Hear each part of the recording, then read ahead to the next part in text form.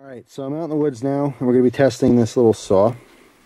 So again, this is the saw that packs away in the CRKT survival bracelets. So I have another one on right now. It's one I wear daily. Took apart another one so I can do this test. And I think it's a little ambitious. It's a thicker diameter tree here. Standing dead tree. I don't know what diameter is on this. You can see, I mean, it's about a little bit shorter than my pointer finger. I don't know, roughly 2.5 inches, 3 inches maybe. So basically, just going to wrap this around the tree, like so. All right, use the finger loops. Actually, you know what? I'm gonna do this without gloves. I want to see what it feels like. If it's that uncomfortable, I'll try it with gloves, but you might not have gloves. I would say probably not.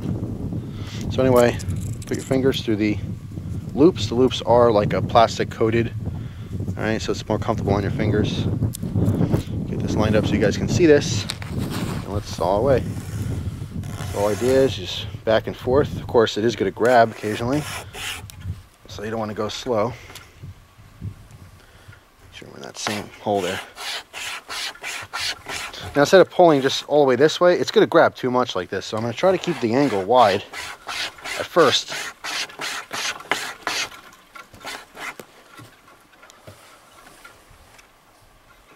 Not doing such a bad job already.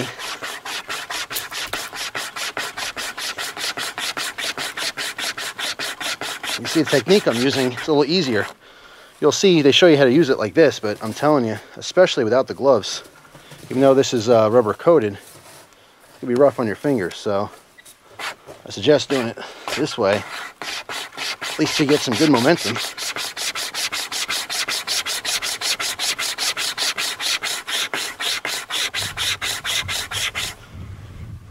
See, we're probably, I don't know, about 3/4 of an inch, almost an inch in. A lot of effort here, but it's a survival thing. It's not an easy thing necessarily.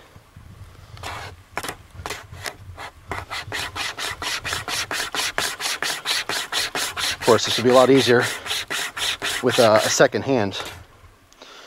Let me show you this. It is cutting in pretty nicely. I mean, you can see where the point is. It is on the same on the other side too, so we're a little less than halfway through the tree at this point. It's not an extremely aggressive cutter, but I'm going to keep going through here. I want to get this all the way through, and we'll talk a little bit about the idea behind this, because it's something I want to explain. Because I like these. I think they're, whoop, starting a new hole. That's not good. I like these, and I think it's better than nothing, but the one problem I have with them is that it takes a lot of energy for me to get through this tree. Now, to be honest, I can kick this tree over. I don't need to cut it.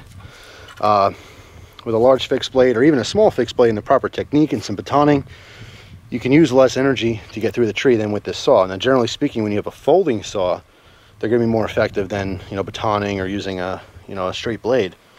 Something like this, it's cool and it is functional, but keep in mind you're exerting more energy than if you're using your fixed blade, at least for this diameter tree anyway.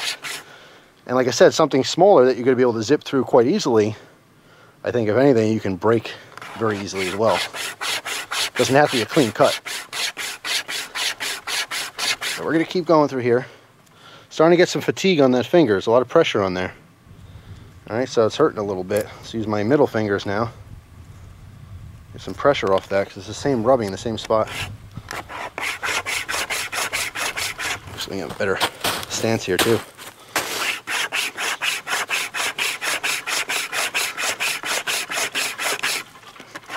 Use the full length. We're still actually less than halfway through. I'm looking at this kind of cockeyed. Looking at the other side here. But here's the thing, you don't need to go all the way through. I would say once you're a little bit further than halfway, you can easily push it over. We're going to test that theory in a second. All you need to do is get most of the way through, or at least enough so that you can push it over. Again, the idea behind this is emergency firewood, you know, fuel source. It's not to look pretty, so you don't need perfect cuts. Do whatever you can to get the tree down you got to process. So this point right here, I feel confident enough that I could snap this back. So let's try that right now. Put this saw away. Fingers a little bit sore, you know. Trust me, if I had to do this for an hour, my fingers would hurt. It'd be painful. Just something to keep in mind. Let's take this camera back a little bit here. And let's try to push this down now.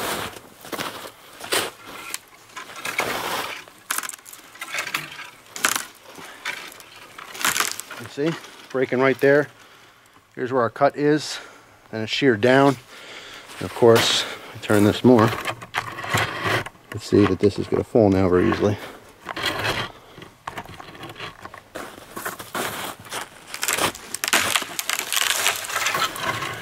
And there you go. Of course, at this point, this one use your proper fixed blade to knock the rest of that off there.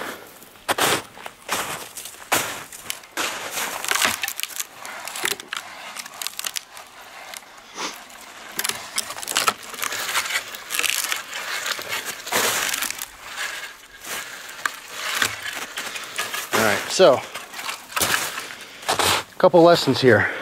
First of all, let's take a look at the cut. See what we actually did here. Well, let me get out of the sun so you guys can see that better. Alright, so the cut is probably an inch in at best. Nice, clean cut. It works, as you saw, but it takes a lot of energy.